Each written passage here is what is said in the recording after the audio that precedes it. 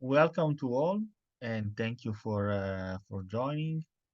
In this session we can say it's a special session of the Climate Social Forum that we decided to organize to meet Francesco Postiglione. During the last Hi Francesco, welcome and Happy New Year, and Happy New Year to all of you. Hi Uh, to everyone and Happy New Year, me too. So we decided to organize this session to have a special in-deep topic that we confronted into the last Climate Social Forum in 2023. That was like related to the peace and international institutional reform. So we can surely say that 2023 has been like a year where wars has been crossed all over the country and all over the planet, sorry. And actually, this is supposed to have a reflection on how to maintain peace and how to, you can say, reform the international institution in order to grant this peace. Because actually, we are seeing that the bodies that are deputed to do that have some, you can say, struggles to maintain and to achieve this mission. And so during the forum, we had a whole roundtable on this topic to discuss together with prominent speakers about how to cope with this we can say, lack of international security. And today we want to have an in-deep with Francesco Postiglione. With Francesco Postiglione, it's like 1 year and a half that we are engaging a discussion on how to, you can say, uh, think about possibilities for new ideas of UN reform and new ideas on how to protect human rights all over the country. And so here is like this discussion. We can say, let's take it as an open discussion, no? First, Francesco will show some of our thesis and the research that he's doing on this topic, and then we can engage into a discussion.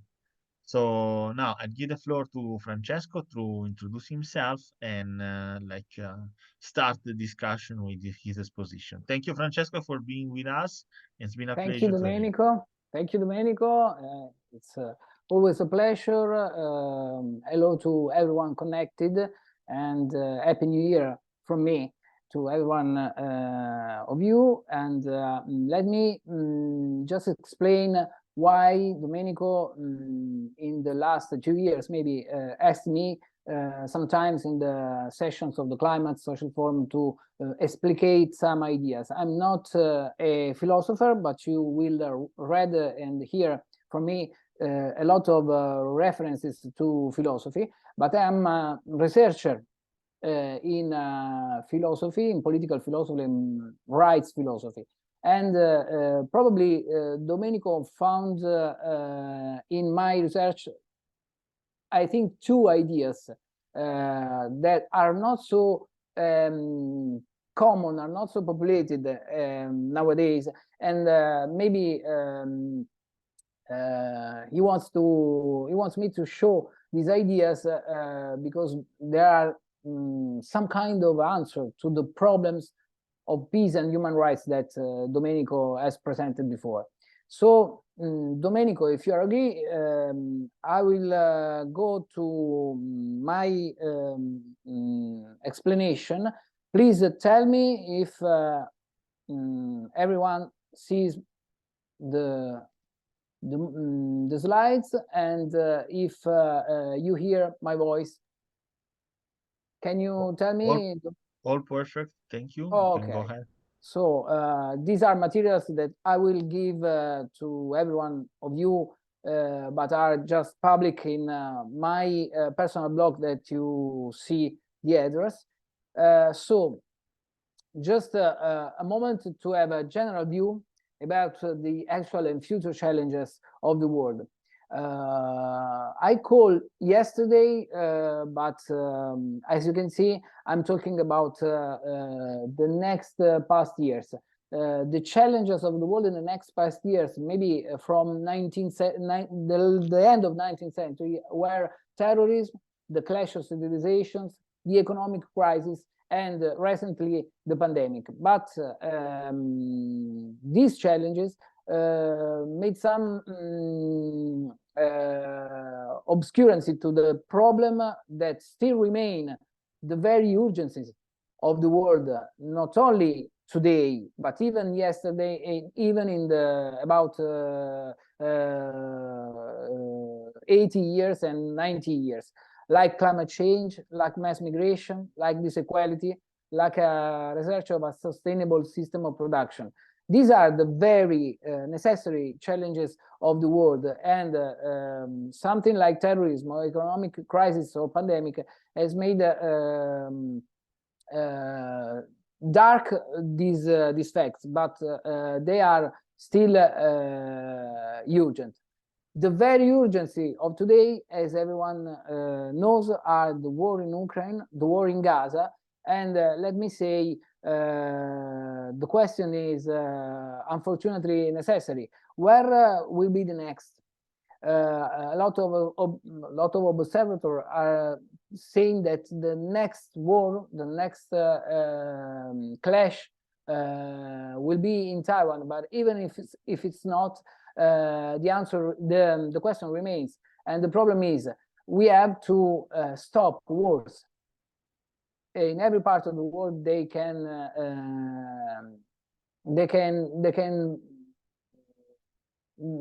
can have. So we have to stop war as a concept in general. And the issue of this meeting is in about 2 points. The 2 ideas that Domenico asked me to show to you. First of all, that instruments of international law necessitate of a deep review to face the challenges, as you can see in the slide before, of a more global world. We had in the last years, even if we like it or not, we had the global markets, but we still wait for global rights and peace in every part of the world. And now we cannot wait anymore for this, because the world is global at the moment. So we need, and we have the right to need, global rights in every part of the world. The second issue of this meeting is less obvious than the one before. According to me, the actors of this kind of push to a global review of international instruments should be the NGOs. And let me explain, first of all, the second issue, because it's less obvious than the one before.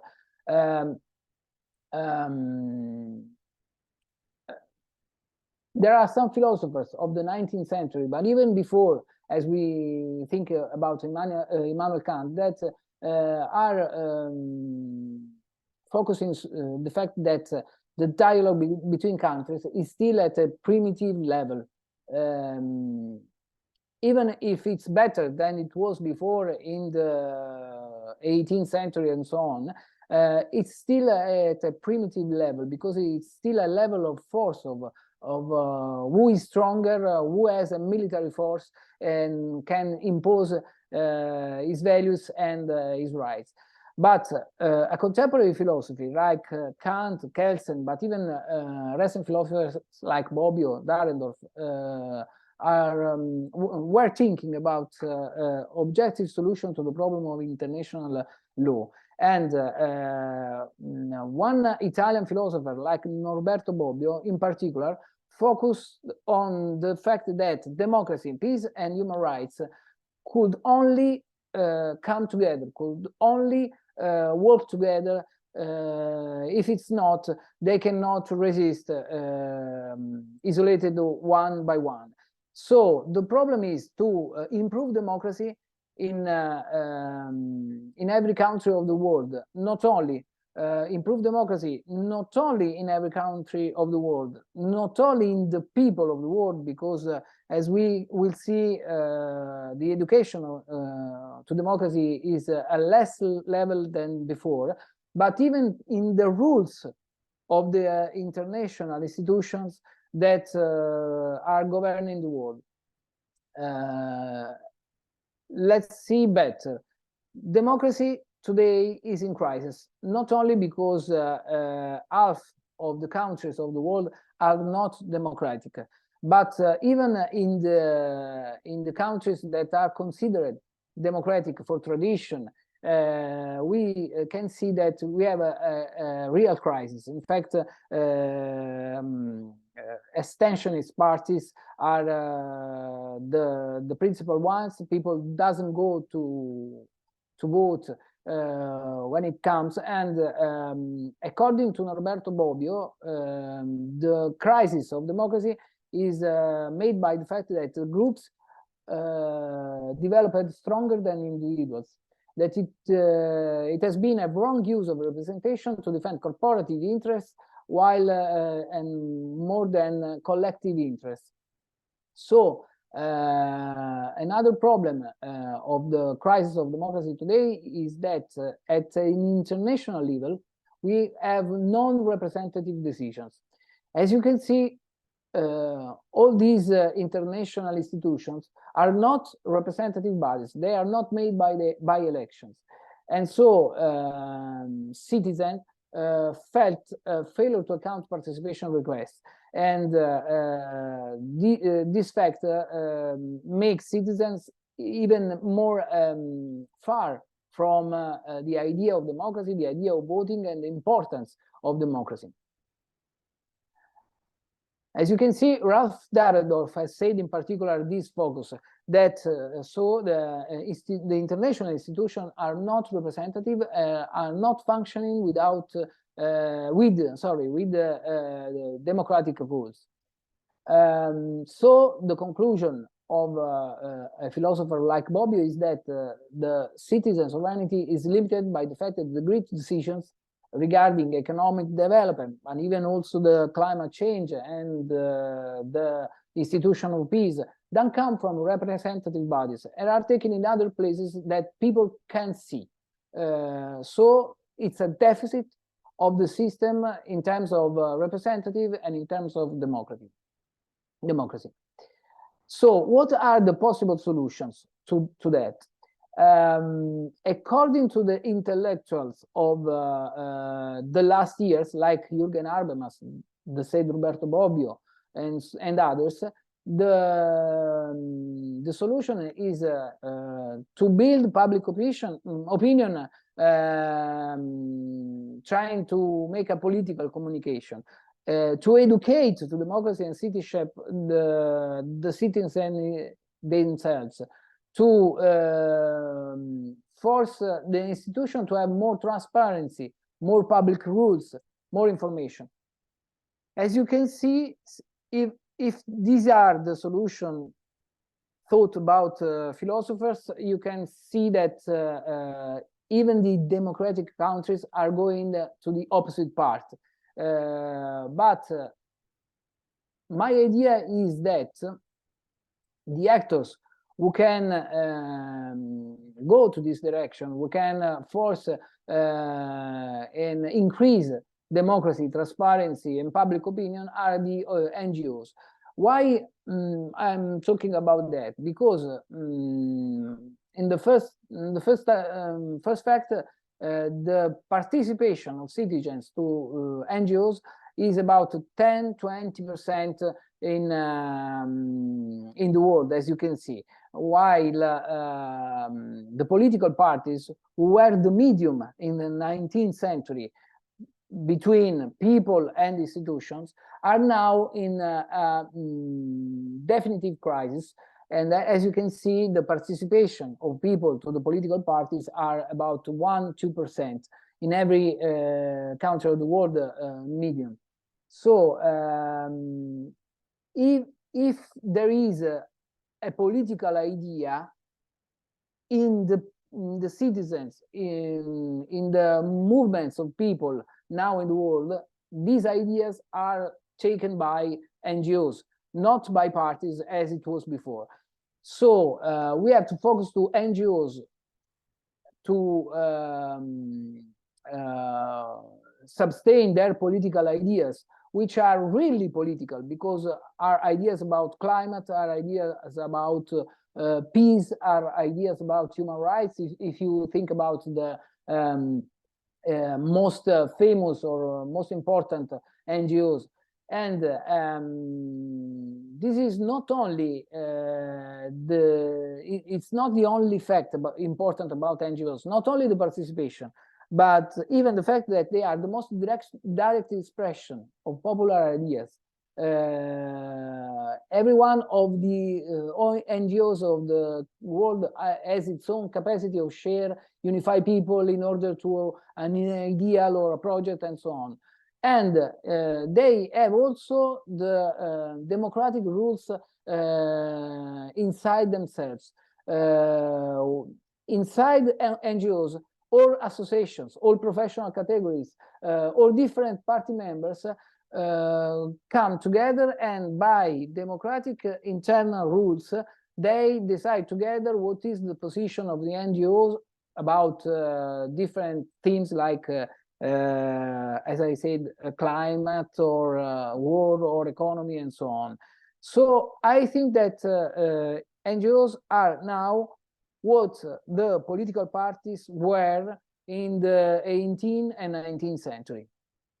And so they need to understand that they have this political capability of represent the idea of people about politics, about international politics. As you can see, this is not only my idea.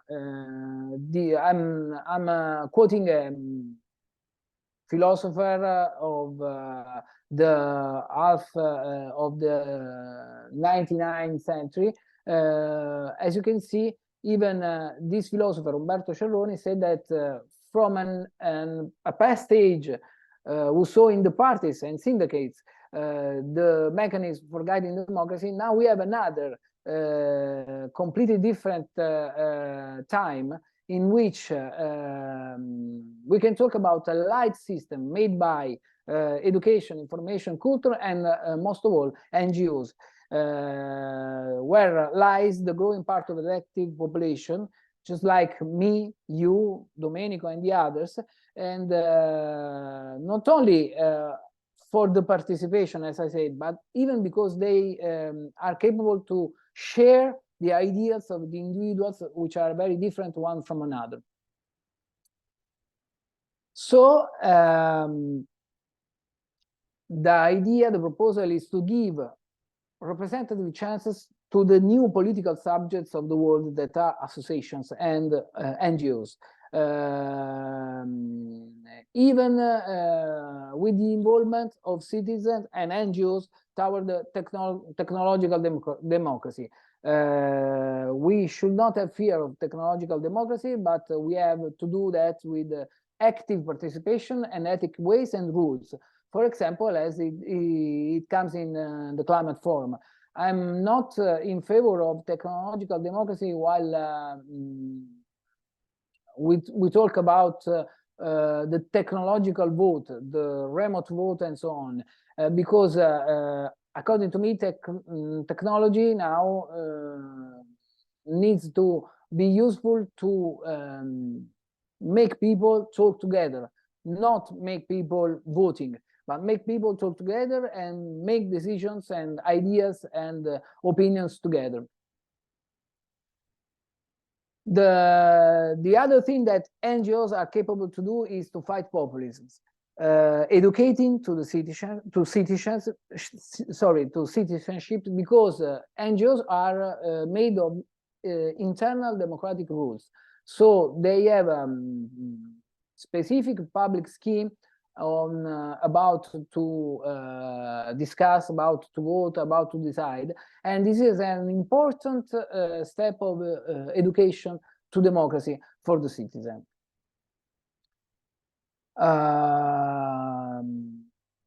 The second issue of this meeting and the second idea I want to show you is the need of grow representative power of international bodies. As you can see, some of the international bodies most important in the world mostly UN, are born in what is about 1 century before. They are old. They don't reflect the situation of the balance of power of the world today. And as some philosophers like Hans Kelsen, and before him, the most important philosopher of any time, maybe Immanuel Kant, said these institutions, or whatever institutions we will have to govern the world, we need that these institutions are to be representative, are to be organized by democratic rules. Let's see just for a moment the progression of the international law from 1946 to now. We had the Universal Declaration of Human Rights when the UN was born. Then we had in 1966 two international covenants that are still important today. They are kind of the constitution of the world about political rights and about social and economic and cultural rights today. We have also a lot of human rights charts in the world, like the Islamic chart, the African chart, and so on. And most important, we had in 1998 the first International Criminal Court, the first criminal power, penal power that is born in the world, able to process and to state condemnation to criminal war persons like generals, militaries, and even leaders of state. But this progression of the human rights organization are not complete.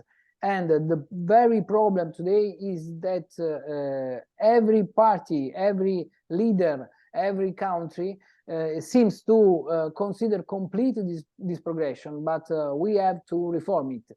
What are the necessities?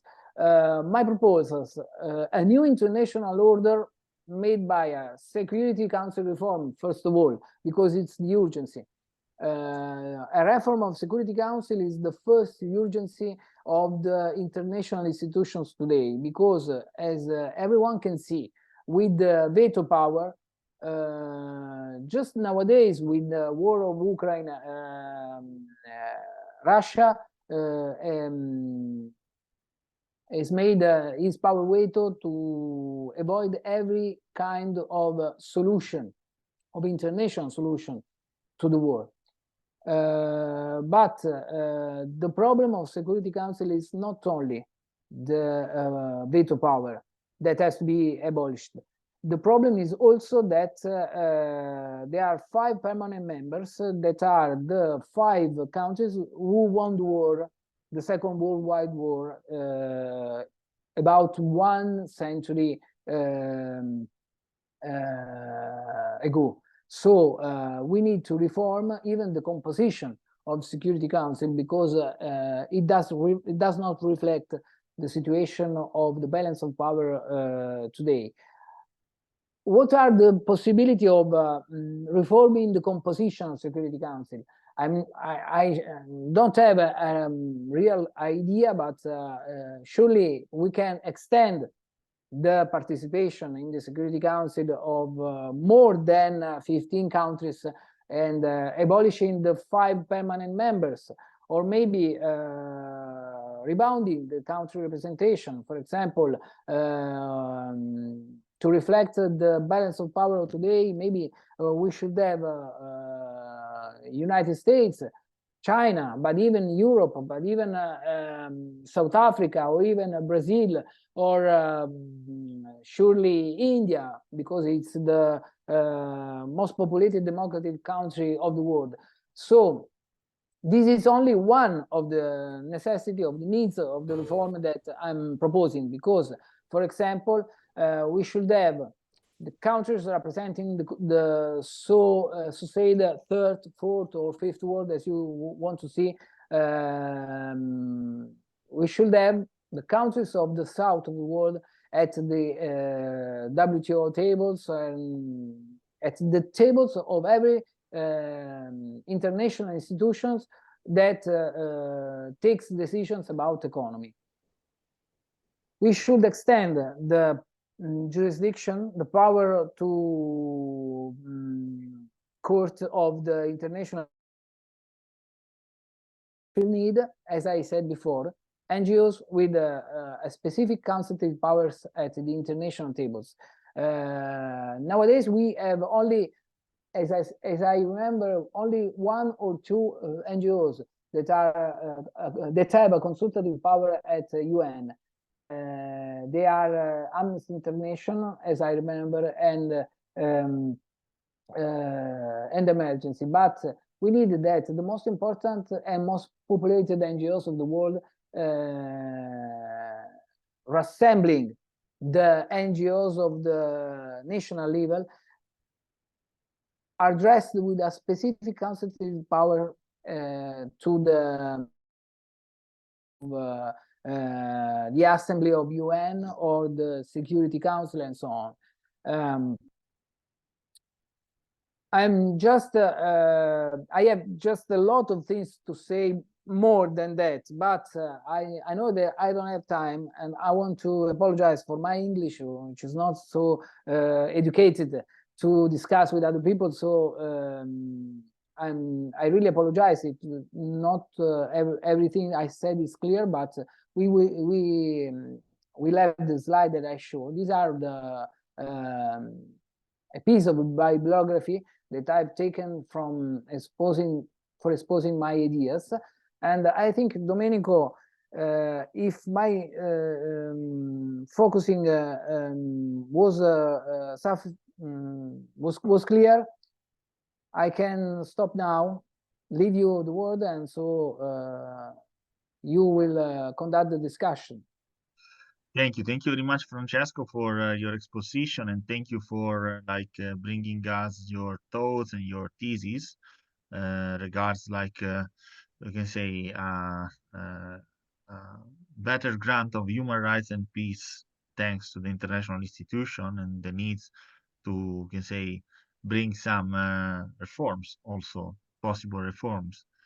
I think that these are ideas that at least we have to consider, even though, of course, somebody cannot agree or agree and so on. But surely the evidence is that the wars around the world are increasing, and the mission of the Security Council, that was to grant peace all over the world after the Second World War, is not accomplished.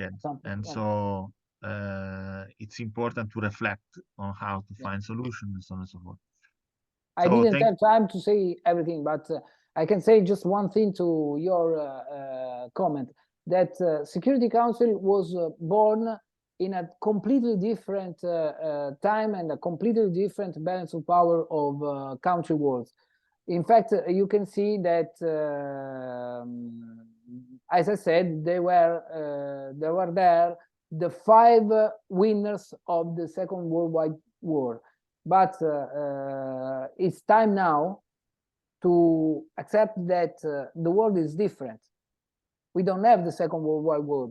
We had completely different problems, like I showed before: climate change, mass migration, crisis, and so on. And we need a more representative Security Council, not only more representative of countries and of powers, but representative in the sense that we should have more democratic rules inside the Security Council. So, for example, abolishing veto. Thank you very much, Francesco. Now let's open the floor to the discussion. As I said at the beginning, this is like an open discussion after like the bringing of some thesis. The floor is open for reflections and suggestions also from the floor. I don't know if somebody of you has some thoughts about. Yeah, Yeah, I can say something. yeah, Edwin, please. Yeah, my name is Edwin Koga. I'm from Kenya, and I work in Kisumu. I work with an organization called Amazon Theatrics, and we do a lot of human rights and democracy through the arts and media, where we convene dialogue sessions with youths on the democracy and human rights, on the importance of participating in being in the forefront towards the achieving of the democracy and governance. You find that youths in Kenya have always been used by politicians during maybe election just to cause chaos. But they are not given voices in spaces where they can exercise their democratic right. So we are encouraging youths to take up political spaces We miss Edwin. Hello. Okay, maybe in the meanwhile that Edwin is returning back. I don't know if there is someone other that want to state. I see Kervel with the open microphone. I don't know if you want to say something, Kervel.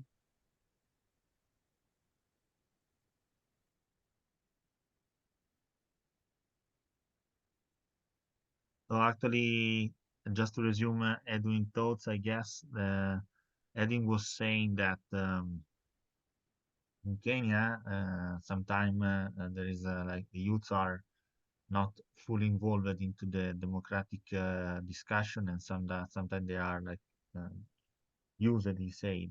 Uh, Okay, sorry, yeah, sorry, yeah. sorry, Please. sorry. You lost me. You lost me due to network issues.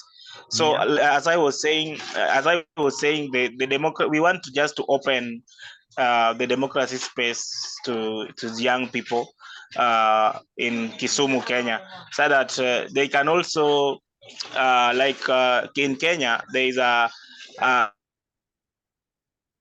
Mm.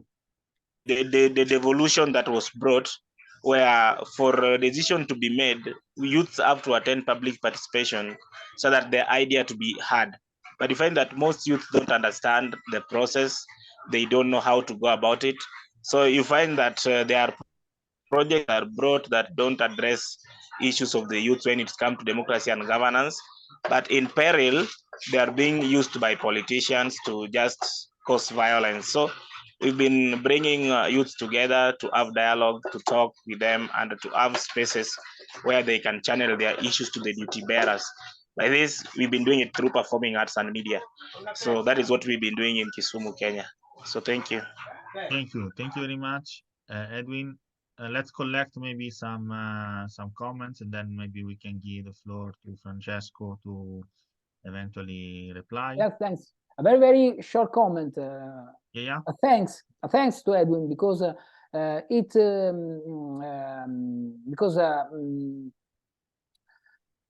it can be seen that Edwin witnesses that human rights and democracy are not invention of Western countries, as some propaganda of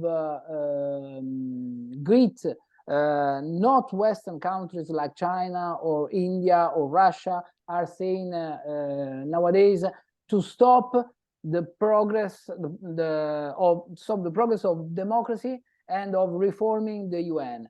But Edwin says that even in Kenya, which is not a Western cultural country, they are trying with an NGO to involve young people to democracy, to participation. So as it's proved from every kind of real research, we can say that democracy is not an invention of Western countries, because we had it in the villages centuries before it was invented by Western countries. Human rights are not other things that the desire of humans of Okay. having protection of the rights. So this is a very universal idea, and it's not an invention of Western countries. So we can take the step of improving this idea in the international institutions. Thank you, Francesco. I will add one comment on that. Climate Social Forum is based on Talanoa, and Talanoa is a democratic form of discussion in a way. But Yeah. Okay, thank you much, Francesco. Hello. David, please. Hi. Yes. Hi. How are you, everyone? Fine. Happy New Yeah. Year to all. Happy New Year, by the way. Happy New Year. So, okay. Some of my contribution on this discussion on global rights and peace and how it should be achieved. First of all, the UN processes need to be more inclusive. As Francisco had said earlier, that now, like currently, the world is facing a new set of problems, not the problems that we used to, that the world is used to earlier on, like the world wars and stuff like that. Right now, we have different countries trying to come up and show that they also have voices and power and all that. You see, there are other blocs trying to campaign against democracy and the processes of UN. That is a fact. So what should be done is, number one, the UN should concentrate on their problems, or maybe there are issues that these blocs that are campaigning against democracy are basing their campaigns on. So first of all, they need to look at the basis, what the other countries are, what the other blocs are basing their campaigns against, so that they can correct them. First is issue of firstly, mainly the Security Council must be like, people need to be, or maybe countries or regions need to be equally presented. You see, nowadays, if you look at maybe the response, or maybe the urgency to which UN addresses issues of different regions, it is kind of biased. Yeah. Let me give you an example of Africa, wars in Africa and wars in other regions of the world. Places like Ethiopia, Sudan, and Northern Africa, at large, there've been a lot of chaos for quite some times, yeah? And let's take, for example, the two wars in let's say, between Russia and Ukraine, and war between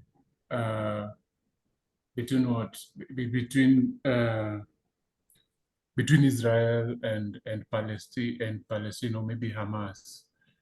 If you look at how the wars in Africa are being taken and the wars in other parts of the world are being taken, it's totally different.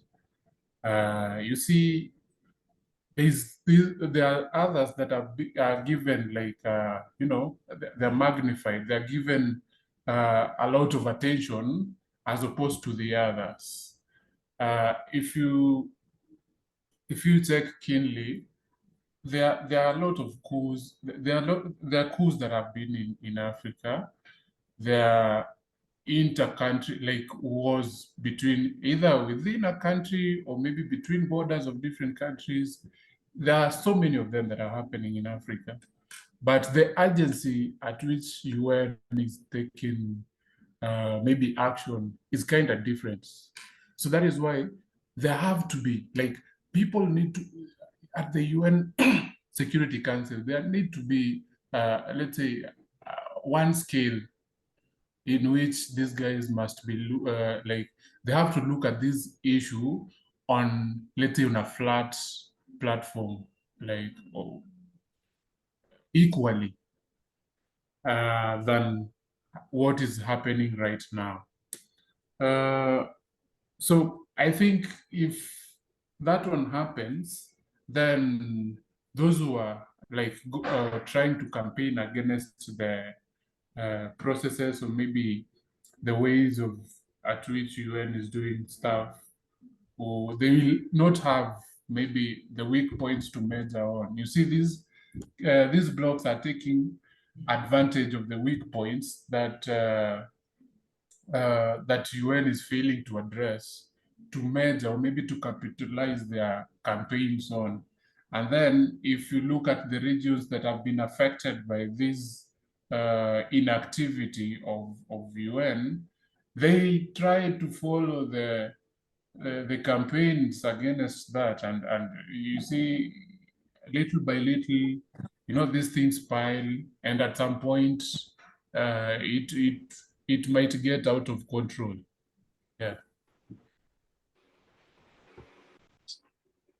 Thank you very much, David. I think that you addressed one important point. That's true.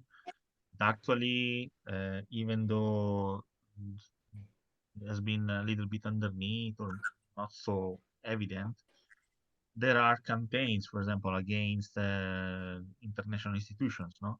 So that there is like a common understanding sometimes that there are multi. We have several times heard about multipolar governance of the world, no? That means that, for example, international institutions are not fully recognized by some countries and so on and so forth. That's an issue. So thank you for writing up. And also the importance of give attention to all the wars, not just the, we can say, the more glamorous one, but there are more other wars all over the world. But that's why, for example, we need international institutions that have to grant, we can say, the human rights protection in general. So without, we can say, a code that is the Human Rights Declaration. But thank you for bringing that. I don't know if there are other comments or questions regarding these, or intervention, your experiences, and so on. Or if Francesco, do you want to add something regarding David's? Yeah, thanks. Even also two very short comments. One is that in a moment of his speaking, David says, "What can we do? What we should do to take this platform of projects as like the one you are seeing at the moment in the slide, to the United States, sorry, to the UN, organization." Well, what can we do? I think the solution is not immediate. This is the first things we have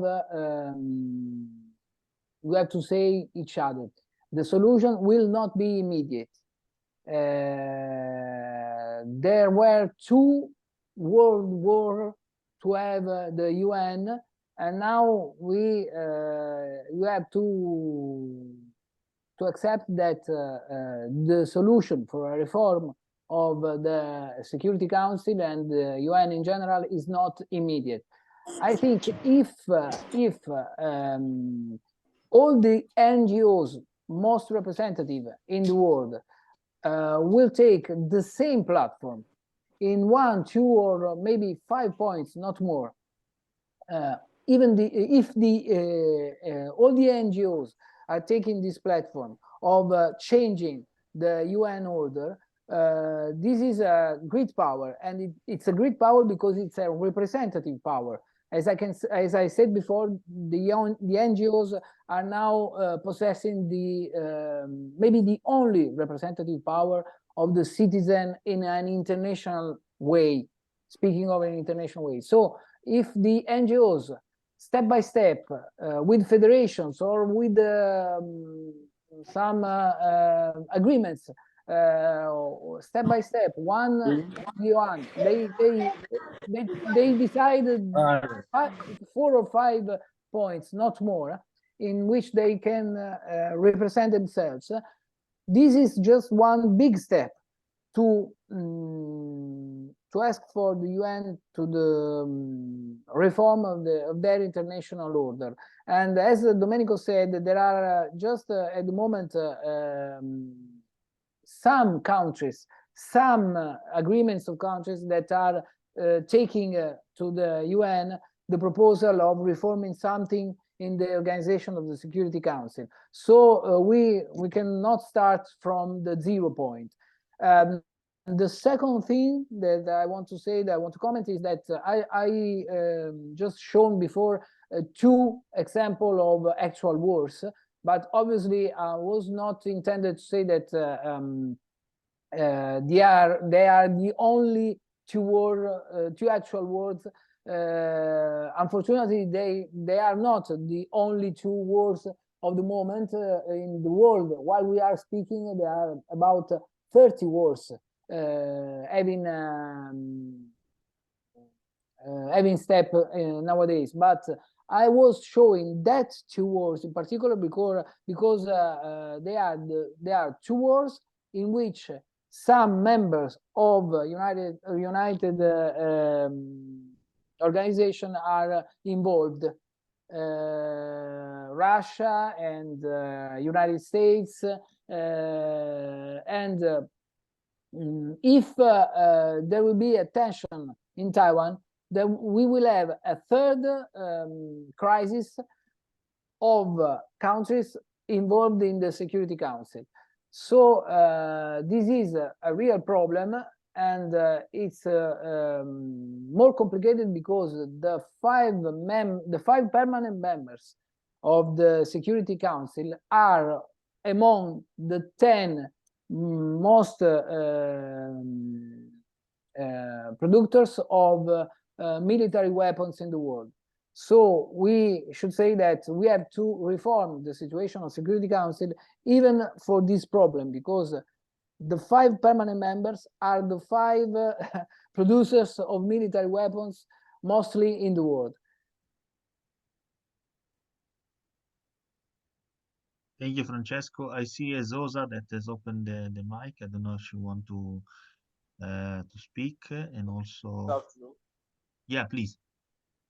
Good afternoon. Happy New Year. Happy New Year. My name is Guru.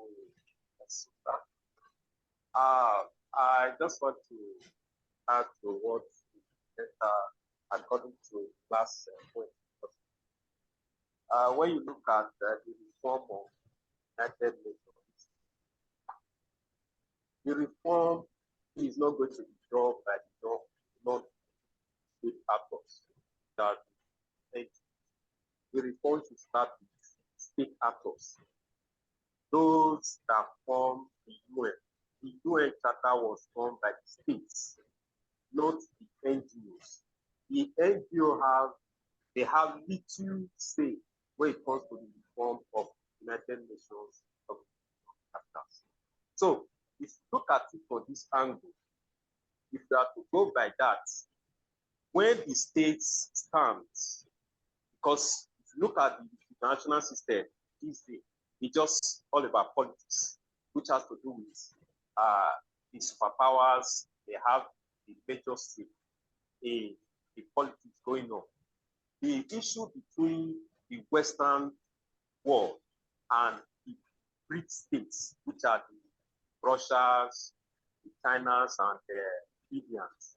So these people, they are all just about self-interest, which is national interest. They are just looking for a way to reduce the power of the Western world, which includes the US and Britain and France. So this is just the politics going on within the system of the world today.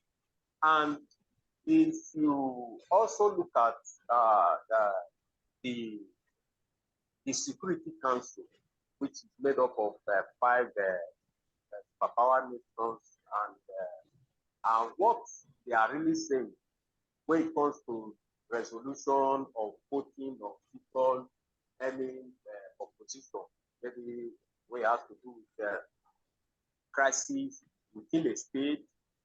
A state is not in the interest of the national interest of the BRICS, there is always going to be a bias on voting against that state.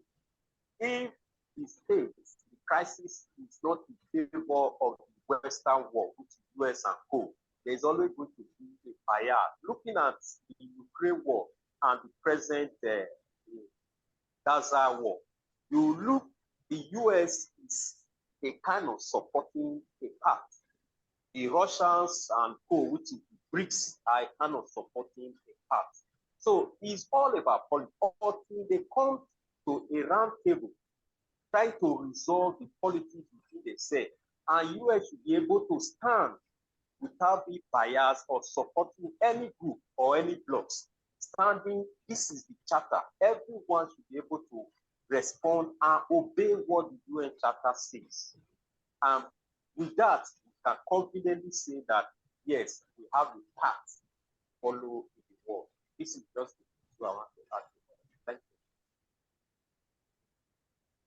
Thank you. Thank you very much, Zosa. Yeah, actually, you get also another point that is like, you can say, the ruling power of an international body, anyone that we can talk about regarding the maintenance of the laws, or maintenance, for example, of the respect of human rights. There is need a way in which who you say transgress the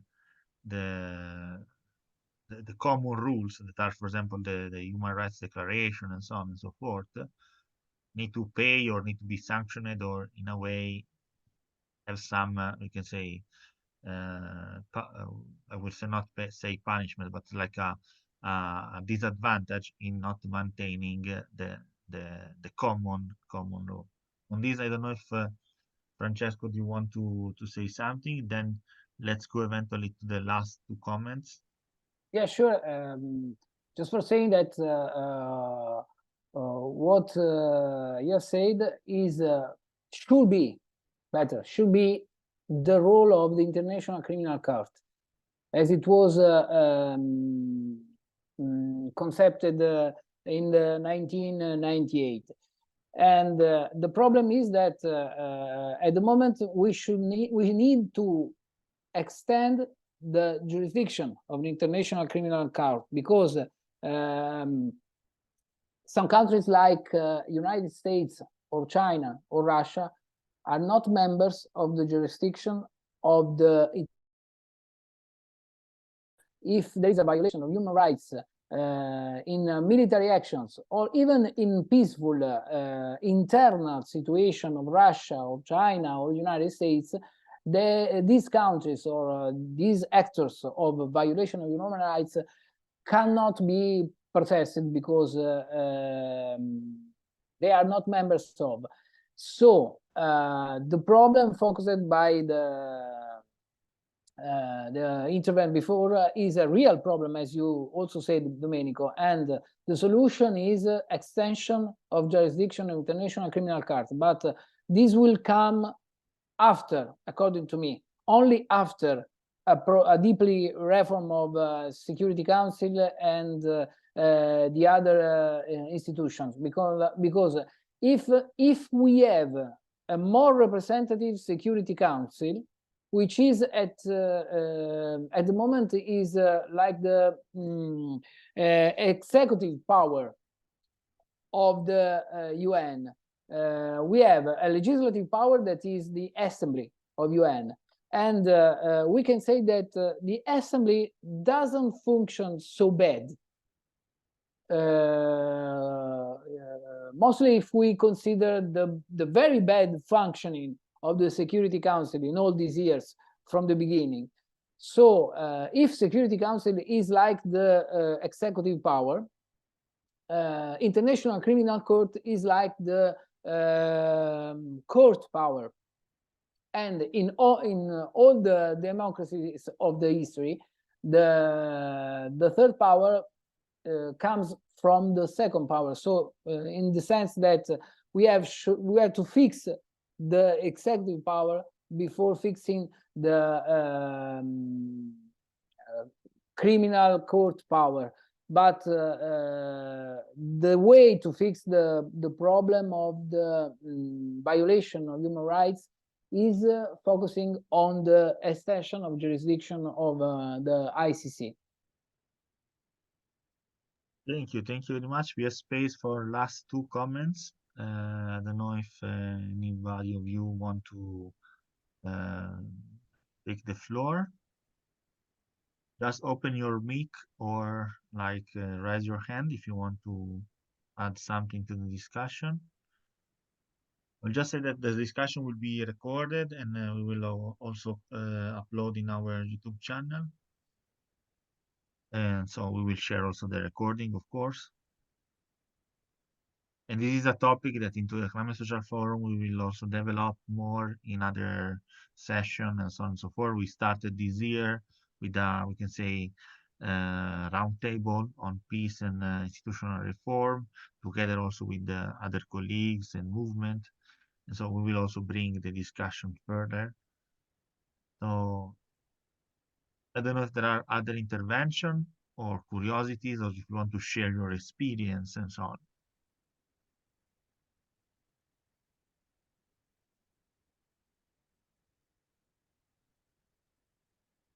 Okay, if not, I will like no. I see people that.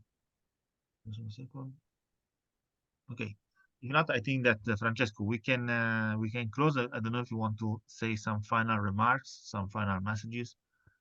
Only to say that the summary published in the chat from Michael Pilot, that I want to thank for this, is very focusing on what I have said in this hour. So it can be the real summary of what I've said, and according to me, it's important. The second step to the exploring way for NGOs to have more representative power, because this is, as I said before, not so obvious like the first problem.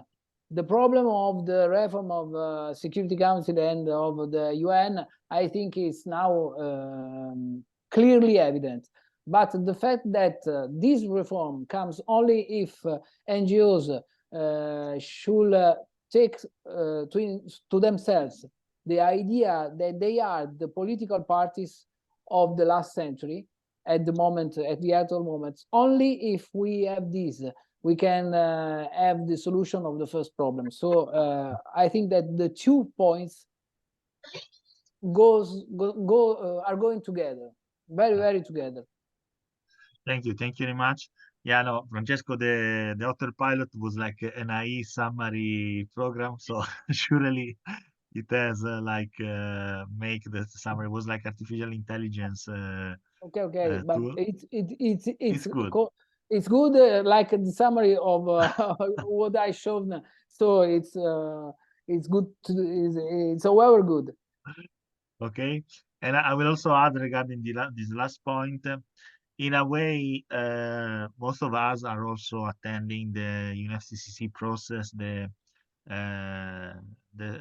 United Nations Framework Convention on Climate Change, and on this, the thing that you were saying, that NGOs need to be represented and so on, has been in a way also implemented, and that's functioning, in fact, because there are constituencies, for example, that of course is not like decision power, but has consultative power, and they can also, you can say, interact with the negotiator and final decision, and actually is a system that brings some innovation is also into decision, even though the process is slow and so on and so forth. So I agree on what you're saying. Maybe this is not so true for other UN agencies that are acting more like on silos, and this is not, we can say, functional. Of course, we are seeing. But thank you for highlighting that and so on and so forth.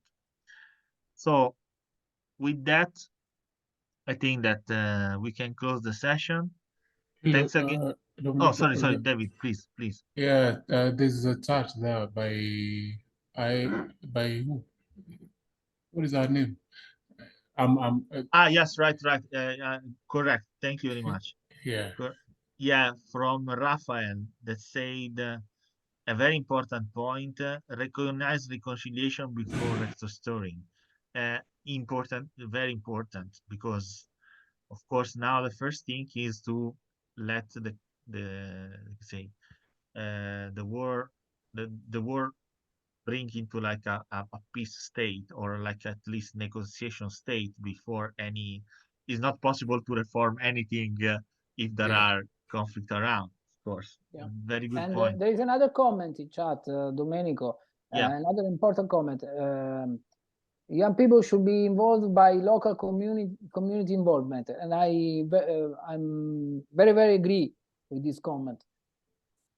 Okay, on young people involvement, may I say something about that? Yeah, sure. Yeah, I feel there's a lot of local involvement of young people, and normally local involvements or maybe local discussions. At some point they're not normally they're not considered okay. Then they're not given that weight that they should be given in the international let's say international discussions.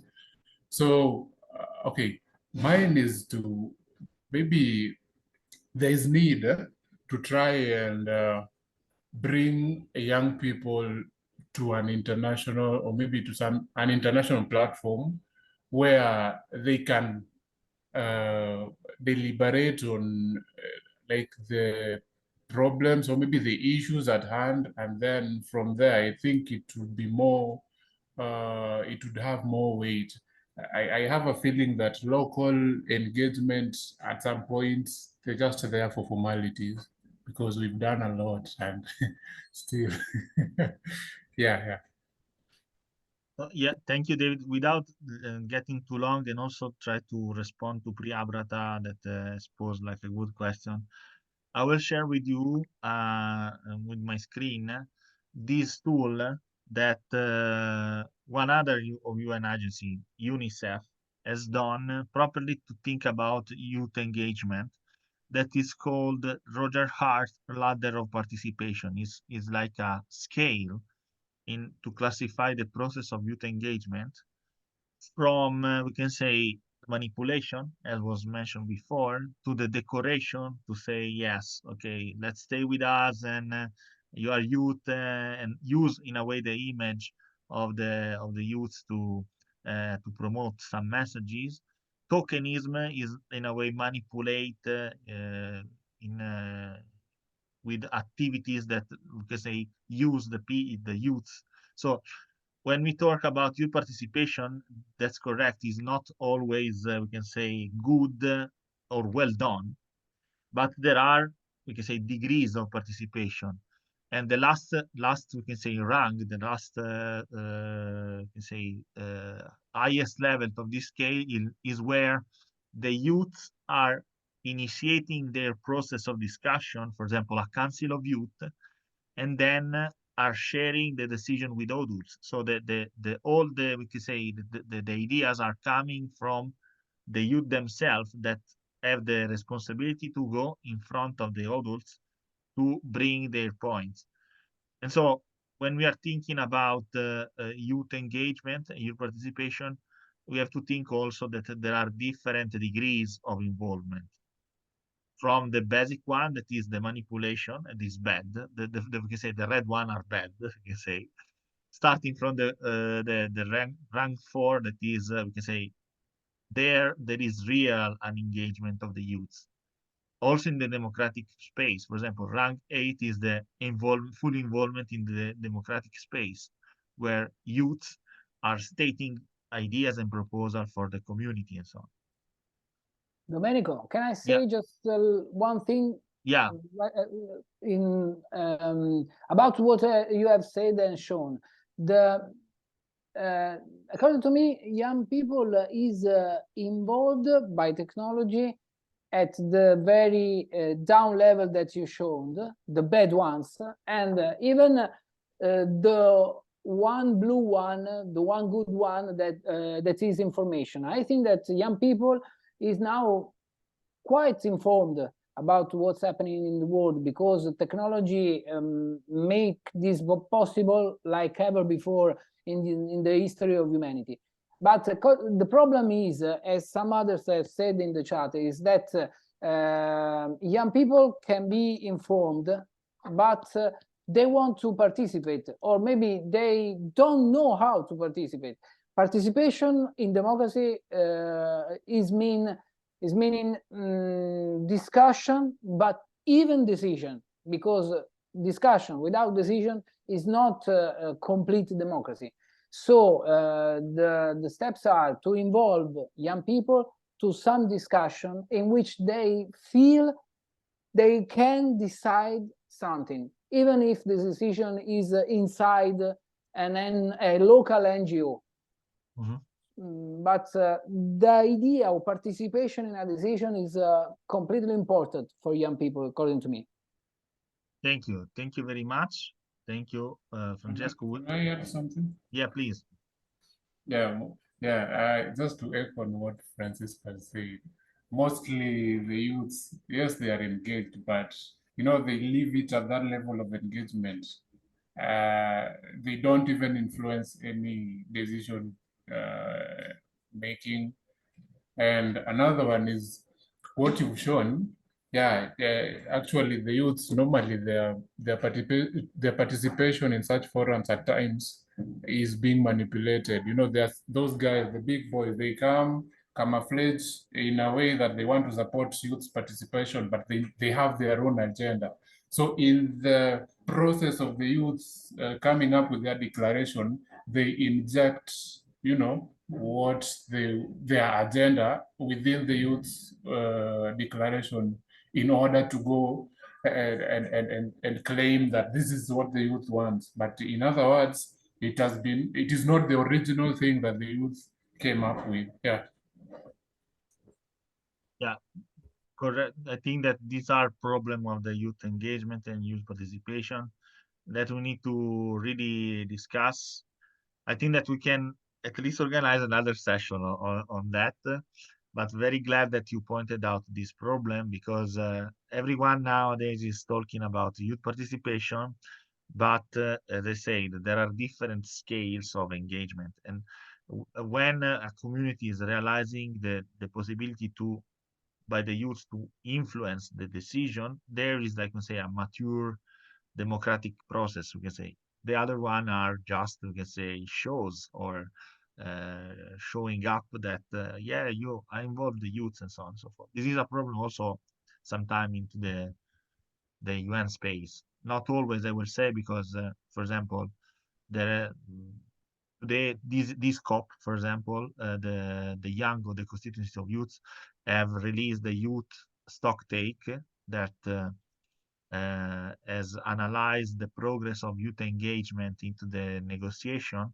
And actually, there are some progress. Of course, everything can be improvable, but I mean, not always is bad, you say. But Domenico, sure, yeah. there's Raphael saying something in chat. Yes, yeah. We can have a snapshot before. Yeah, sure. Okay, yes, sure. Let's have a snapshot. So I'll invite every one of you to open the camera if you want, and I will take a screenshot. Okay. So thank you. So if you can open the camera, I will take the screenshot. So just 1 second. Okay. We'll take first. 1, 2, 3, smile. Okay. Just another one. Second. And put in chat. Yeah? Okay. 1, 2, 3, smile. Okay. So thank you very much to all for joining this session. I hope that has been, we say, a good contribution to the discussion. That the topic is, I mean, overarching, and we cannot exhaust in a few hours. But it's important to talk, guys. It's important to do not surrender to the fact that, I mean, conflicts are there. and we cannot do nothing. I mean, we have to at least wonder what we can do and then eventually do. So thank you very much, Francesco, for the time. Thank you all. Thank you all Thank for you very being much. here. Bye Happy New bye. Year to everyone. Happy New Year. Bye bye. Bye, everyone.